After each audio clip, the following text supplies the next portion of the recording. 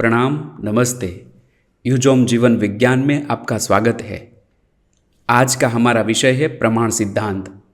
भारतीय तर्कशास्त्र के अंतर्गत ज्ञान के साधन में यह प्रमाण सिद्धांत आता है। भारतीय knowledge system, Indian knowledge system, proof, evidence theory, Indian knowledge, means of knowledge, प्रमाणाज, इसके अंतर्गत प्रमाण सिद्धांत आज हम जानेंगे। कल्पद्रुम विज्ञान सिस्टम में स्पिरिचुअल साइंस, आध्यात्मिक विज्ञान के साथ यह विज्ञान जुड़ा हुआ है।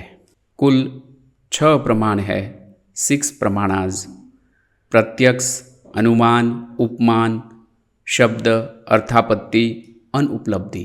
इसके अंतर्गत हम आज प्रत्यक्ष प्रमाण को जानेंगे। प्रत्यक्ष प्रमाण यानी परसेप्शन, वस्तु को साक्षात यानी सीधा अनुभव करने वाली प्रमा को यथार्थ ज्ञान भी कहा जाता है, का करण यानी साधन, जिसको प्रत्यक्ष प्रमाण कहते हैं। वस्तु यानी कोई पदार्थ जिसको व्यक्ति अनुभव कर रहा है, राइट, वस्तु को। साक्षात यानी सीधा अनुभव, प्रत्यक्ष करने वाली प्रमा यानी यथार्थ ज्ञान। ज्ञान 2 प्रकार का है, यथार्थ और अयथार्थ। तो यथार्थ ज्ञान ही ज्ञान कहा जाता है। साक्षात यानी सीधा अनुभव करने वाली प्रमा यानी कि यथार्थ ज्ञान का करण यानी कि साधन, इसको प्रत्यक्ष प्रमाण कहा जाता है। यानी कि प्रत्यक्ष प्रमाण है वह एक साधन है, करण है। किसका? प्रमा का, यथार्थ ज्ञान का। प्रमाण शब्द का प्रयोग प्रमा और प्रमाण दोनों में उपलब्ध होता है। यह हम कभी बाद में इसके ऊपर वीडियो बनाएंगे। अभी आपको समझना है कि प्रत्यक्ष प्रमाण क्या है। तो जो साक्षात यानी सीधा अनुभव करने वाली जो प्रमा है यानी कि यथार्थ ज्ञान है, वह उसे ही कहा जाता है जो इंद्रियजन्य होती है। यानी इंद्रियजन्य जो नहीं होती है वह साक्षात सीधा अनुभव करने वाली प्रमा नहीं है, यथार्थ ज्ञान नहीं है। यानी कि इसमें इंद्रिय का उपयोग होता है। ये जो जैसे 5 ज्ञानेंद्रिय है हमारी, आँख, कान, नाक, जिह्वा, त्वचा, तो ये जो ज्ञानेंद्रिय से हम अनुभव करते हैं, इंद्रियजन्य जो होता है, वही यथार्थ ज्ञान है, वही प्रत्यक्ष प्रमाण कहा जाता है।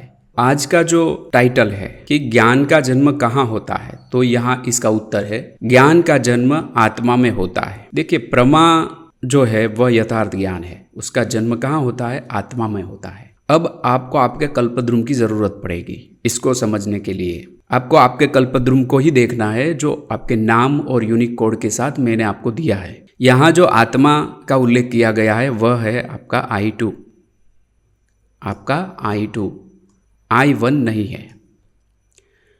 तो यथार्थ ज्ञान का जन्म I2 में होता है, यानी जीवात्मा में, नामधारी में। तो यहाँ पर इसकी प्रोसेस बताई गई है कि वस्तु को है, मानो एप्पल है, सेब है, तो यह वस्तु है, उसको किसने देखा? इंद्रिय ने देखा। वह कहाँ गया? अंतःकरण में गया और वह आत्मा में स्फुरित हुआ। आधार देखते हैं, आत्मा है वह आधार है। आत्मा अंतःकरण को चलाता है, अंतःकरण जो अंदर है साधन, वह इंद्रियों को चलाता है और इंद्रिय से वस्तु का ज्ञान होता है। तो ये सब साधन है, इंद्रिय, अंतःकरण, ये सब साधन है। लेकिन ज्ञान का जन्म होता है आत्मा में। ज्ञान का जन्म होता है आत्मा में।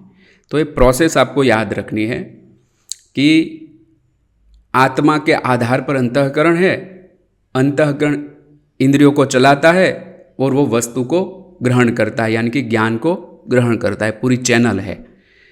तो ये ज्ञानेंद्रियों जो है 5, आँख, कान, नाक, जिह्वा और त्वचा, एक ज्ञानेंद्रिय से हम ज्ञान ग्रहण करते हैं और वह आत्मा में स्फुरित होता है। ज्ञान आत्मा में होता है। इसलिए कल्पद्रुम सिस्टम में जो हम कहते हैं कि 5 आहार हमारे हैं, वह हमारे लक्ष्य के अनुरूप होना चाहिए, जिससे उसका ज्ञान स्फुरित हो आत्मा में, यानी जीवात्मा में। तो इसके लिए हमें इंद्रियों का संयम करना बहुत ही ज़रूरी है। तो ये सारी बात कल्पद्रुम विज्ञान प्रणाली में आती है। व्यक्ति को उसके लक्ष्य की ओर कल्पद्रुम आगे बढ़ाता है। तो अंतःकरण में मन, बुद्धि, चित्त, अहंकार, उसके बाद जो ये आपका I2 है वह ही आत्मा यहाँ पर बताया गया है। मूल जो आत्मा है वह ज्ञान स्वरूप है, स्वयं ही ज्ञान स्वरूप है। वह ज्ञान स्वरूप है, विभु है, इसलिए ही कोई भी पदार्थ का पार्शियल ज्ञान, आंशिक ज्ञान जीवात्मा में उत्पन्न हो सकता है। प्रमा यानी यथार्थ ज्ञान का जन्म आत्मा में होता है। कल्पद्रुम विज्ञान अप्लाइड विज्ञान है, यानी व्यवहारू जीवन में लागू करने के लिए एक प्रणाली है। तो वर्तमान बौद्धिक युग और ज्ञान की सदी में बच्चों और विद्यार्थियों के तर्क एवं चिंतन विमर्श, जो एजुकेशन होता है उसमें सर्वोच्च लेवल चिंतन विमर्श का होता है स्तर। पहले मेमोरी आता है, स्मृति, बाद में अंडरस्टैंडिंग आता है, समझ, और इसके बाद आता है चिंतन विमर्श। तो इसको बढ़ाना बहुत ही ज़रूरी है।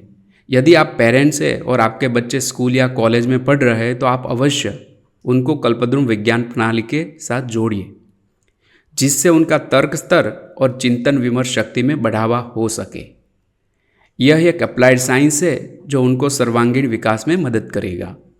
यदि आप स्टार्टअप्स या बिजनेसमैन हैं या प्रोफेशनल्स, आप भी इस विज्ञान प्रणाली से जुड़ सकते हैं, जिससे आपकी बौद्धिक तर्क शक्ति, निर्णय शक्ति और ज्ञान शक्ति में बढ़ावा होगा, जो बिजनेस के विकास में मददरूप होगा।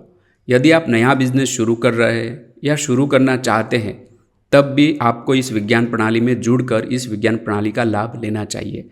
यह हम रिकमेंड करते हैं सर्वांगी विकास के लिए। तो इसके बारे में आप सोच सकते हैं।